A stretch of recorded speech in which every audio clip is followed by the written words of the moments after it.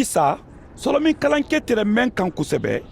o k'a kɔsen ka bɔ jurudenba la solomin k'a ɲɛ mina ka wadi wula kɔnɔ tile 40 kɔrɔ o tuma ibilisa k'a kɔdɔbɔ a ma fosi damu lon wol dɔ tile 40 wo dafala lon mɛn kɔnkɔ k'a mina ibilisa k'a fɔ a ɲɛ ko ni ile le ye ala denkɛ di i ye a fɔ kabakunu wo ye ko a ye yɛlɛman ka kɛ buru di isa ka jaabi ko a sɛbɛnnen ko adamaden tɛ se balola damunufɛn gwansan na o kɔ a yɛlɛda di sanfɛ ka duɲa mansaya bɛɛ yira ka a la waati kelen na ibilisa k'a fɔ a ɲɛ ko n di sebaya ninu ni alu lagwiliya bɛɛ di i ma ba a di ne ni n ma o dɔ mɔgɔ min ba diya n ye n di a di o ma o dɔ ni i ka ibidin ka n bato olu bɛɛ di kɛ i t'a di isa ka jaabi ko a sɛbɛnnen ko i ye i la faama ala le bato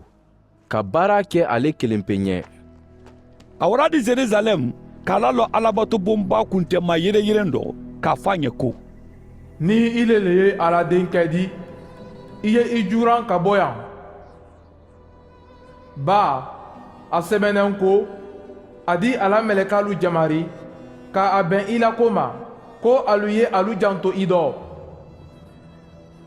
ani ko alu di i kɔrɔta alu bolo la ko sa i sen kana lata kaba la kɔni isa ka jaabi ko a fɔra ko i kana i la faama a la kɔrɔbɔ ibilisa banda a kɔrɔbɔla ɲa bɛɛ ma tuma mɛn na a bɔda fɛ ka waati ɲuman gwɛdɛma kɔnɔ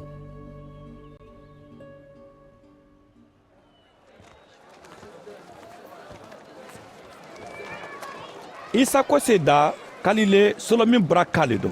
a kibaro jɛnsɛnna ye namini mirindilu bɛɛ dɔ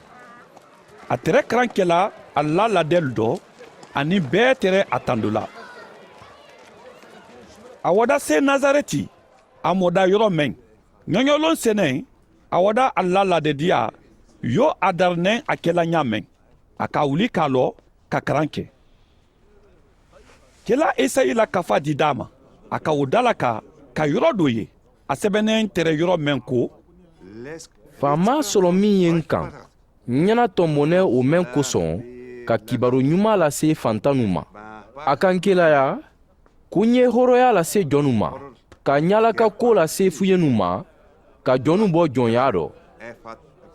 ka faama diyana sa na se mɔlu ma a bannen wo karanna a ka kafa datun k'a don a la maraba bolo k'a si ladajama bɛɛ ɲa lɔnnen tɛrɛ a dɔ a k'a fɔ alu ɲɛ ko bi sɛbɛnni nin kan bara dafa alu tolo dɔ ali bɛɛ tɛrɛ a tɔ ɲuman fɔ la ka kabakoya a la kuma ɲumanlu ma mɛn tɛrɛ bɔla a da dɔ o dɔ ali tɛrɛ a fɔ la ko yusufu denkɛ le tɛ nin di ba a k'a fɔ alu ɲɛ ko sika tɛ a dɔ alu di sanda nin lam ma ko dandalila i yɛrɛ danda an ka ko kɛnɛ minnu mɛn kapɛrɛnawumu i ye wolu ɲɔgɔn kɛ i faso la nba a k'a fɔ ko tuɲafɔbolo ma kela si tɛ bonyala faso la n ye tun y'a fɔ alu ɲɛ ko eli tele dɔ san 3 ni kalo 6 dafara sanji ma na o le k'a kɛ kɔnkɔba donda duɲa fan bɛɛ dɔ o tuma kɛsamuso tun ka siya Israɛli kɔni eli malawa wulu si dɛmɛ kan ma fo kɛsamuso mɛn tɛrɛ sarepita sidɔn mirindi dɔ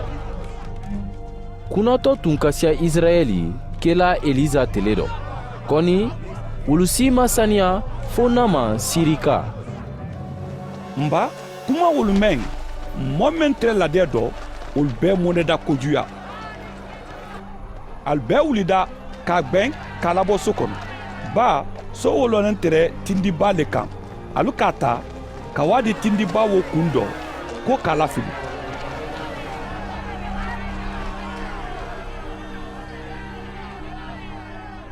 kɔni a taminda alu tɛma ka wa